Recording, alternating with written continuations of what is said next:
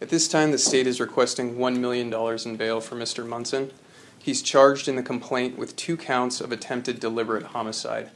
The affidavit of probable cause alleges that Mr. Munson and his co-defendant, Mr. Bryan, were out car hopping, which means obviously breaking into cars and stealing property, on March 6th.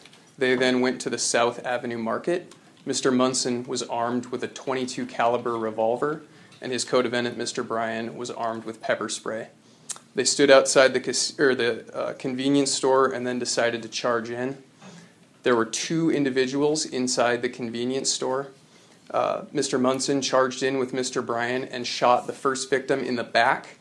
The victim went to the ground and Mr. Munson stood over him and shot him again in the head. The second victim was a clerk and he attempted to hide behind the counter.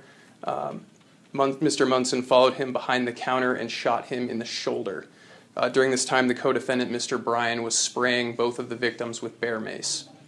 After shooting the victims, Mr. Munson and Mr. Bryan immediately fled the scene and returned to the dormitories. They didn't call for help. They didn't do anything but leave the 2 victims lying on the ground, possibly to die. Mr. Munson then packed a bag and checked into a hotel room at the Days Inn, where he was subsequently arrested. It was alleged that he had told other witnesses that he was attempting to head to Mexico and that they would not see him again for quite some time. For those reasons, the state believes that Mr. Munson is an extreme danger to the community. He showed that he had absolutely no regard for the lives of 2 random, unarmed victims when he shot them and left them to die. He also showed that he's a flight risk by discussing fleeing to Mexico.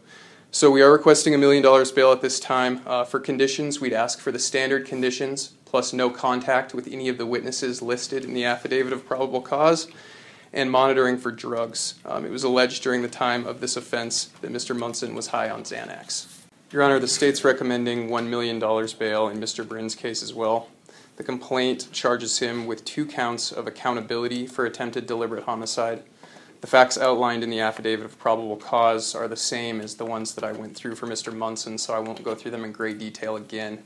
I will just point out to the court, however, that the affidavit of probable cause alleges that Mr. Brin was with Mr. Munson the entire time during this attempted homicide. They both entered the convenience store at the same time, and Mr. Brin provided cover for Mr. Munson by spraying both of the victims with pepper spray while Mr. Munson shot them. I would note that they fled the scene together, and then in the following day, when the investigation started heating up around the university, he was part of the group that went to get a motel room to get away from the heat. So I think his actions again show that he's an extreme danger to the community. Again, this was an extremely violent act against 2 unarmed victims. So the state is very concerned about the risk to the community.